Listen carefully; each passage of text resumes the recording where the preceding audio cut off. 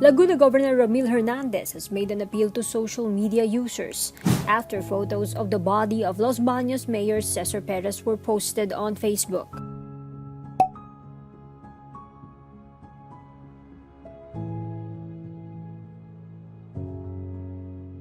He asked netizens to respect the dead.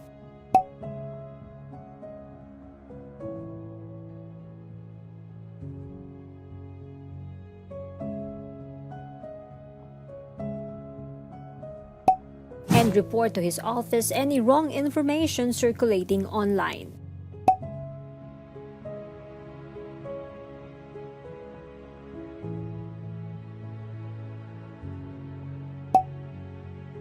Perez died on December 3 inside the municipal hall after being shot twice at the back of his head.